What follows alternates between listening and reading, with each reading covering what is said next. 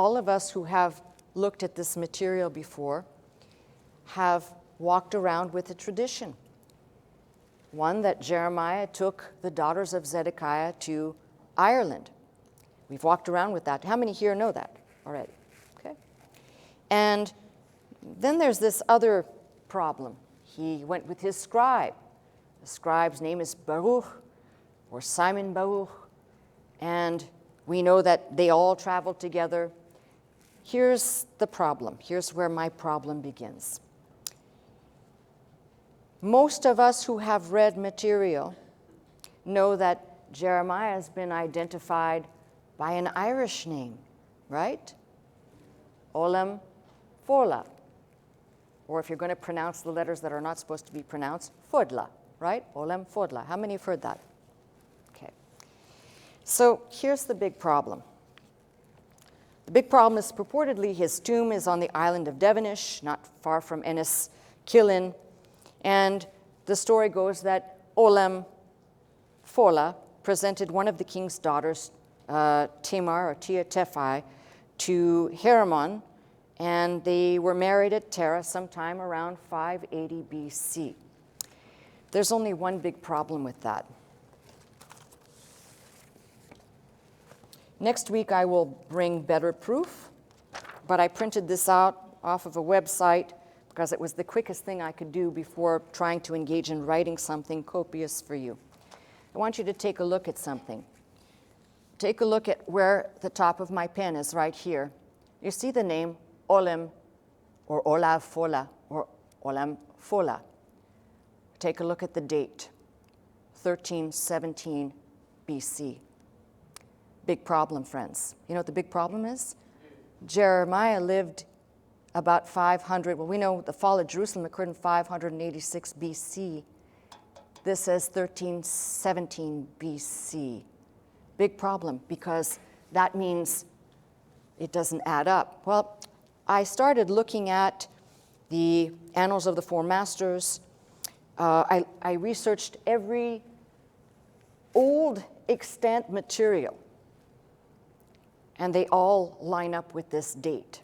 So then I began to be quite perplexed. I asked myself, how could so many, if you Google this, not this, but if you Google the subject, you're going to find websites after websites after websites that this person, Ollam Fodhla, is Jeremiah.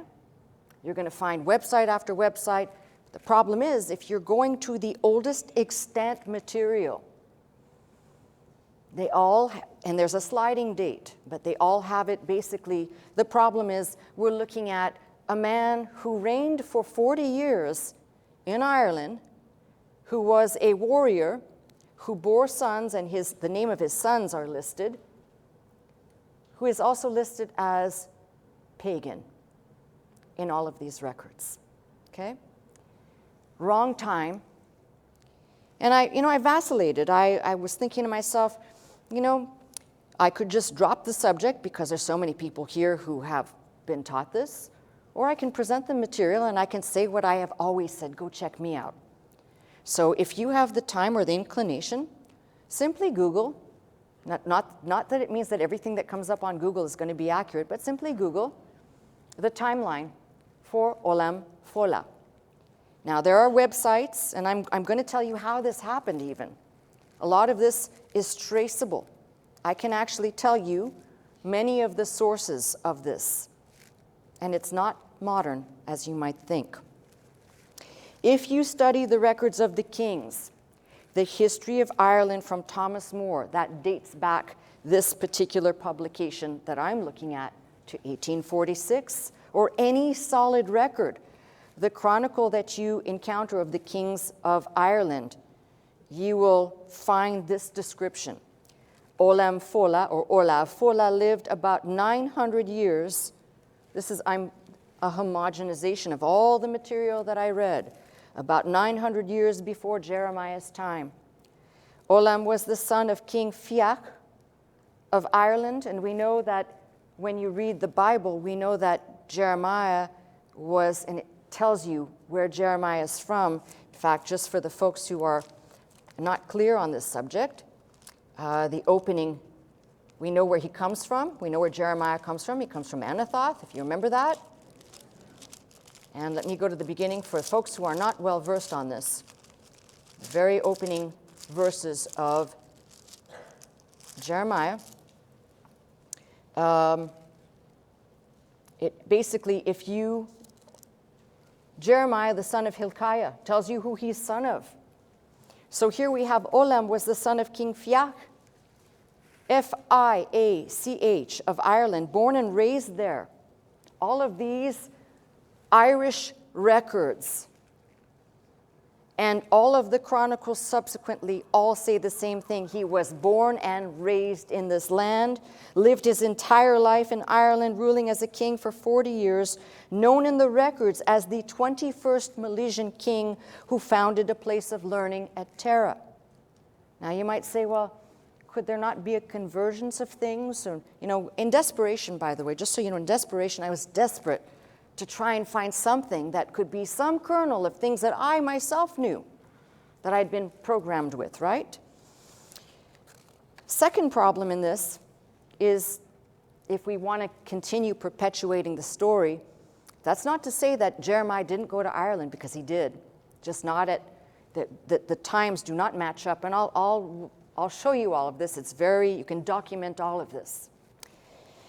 But the scribe that went with him, his name's definitely Baruch.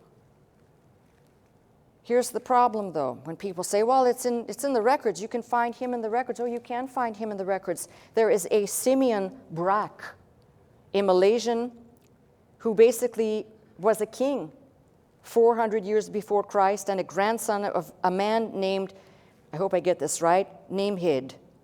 And we've crossed this name before in other studies. So in the historical records, Ollam Fodhla has no association with Simon or Simeon Brak. They lived at different times. That's not to say the Bible record is not true. It's simply to say that there's been such a conflation of information. Then there's one more. There's a woman bearing the name of Tephi, or Tephi. She was married to Canthon, a British king that had no relation to the royal line of Ireland in any way. So what do we do with this? Because we've all heard the story of Tea Tephi. And if you believe the story, there's another story that there were two daughters. One is named Scota, that was adopted by the Pharaoh of Egypt and given the name Scota. And the other one, Tea Tephi. Well, let me enlighten you, and please, I want you to write this down because I want you to check this out for yourself. A man named F.R.A. Glover, who was, we'll call him some form of a clergy, fancied himself a little bit of a historian, definitely dabbled in British Israelitism, if you want to call it that, but was most likely writing for Queen Victoria in the 1800s. It's very clear that the road of Tea Tephi leads back to him. He is the first one, trust me when I say I dug for this. He is the first one in his writings where it appears that he took these two names and glued them together and begins to propagate a story that will be basically, this is my problem. It's a curse and a blessing, because I like to dig and I like to research. Once I start on something, I have to go through with it. I have to follow it all the way. So you start with him who propagated the Tea Tephi, and you go all the way down to the Herbert Armstrong, the Worldwide Church of God, and many others, including a man that I have held in high regard, still hold in high regard. He's deceased, but the late Dr. Capt, who also propagated the same thing. And here's the tragedy. So this is what happens when you're doing research. You're going to find things that don't mesh. And somebody might say, well, maybe your information's off, but here's my problem. My information's coming from the oldest sources that are untainted by some idea to try and make things fit perfectly or to try and have an agenda. And I have no agenda here. My agenda is to present the truth, and you do whatever you want with it. So when I say, go check me out, please go check me out. But don't do this stupid thing of going to the website, going to the internet, and Googling Tea Tephi, because you're going to find a bazillion websites that have just basically engaged in regurgitation. They have taken information that was propagated since the 1800s. It's misinformation, and it is definitely misinformation for a fact. And I will prove this next week. I will bring documentation to show you. So, say, well, can I make matters worse for you? Come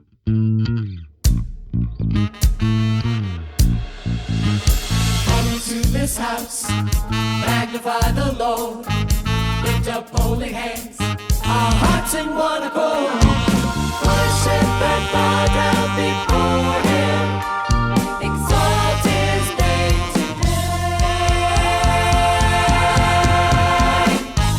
Come into this house,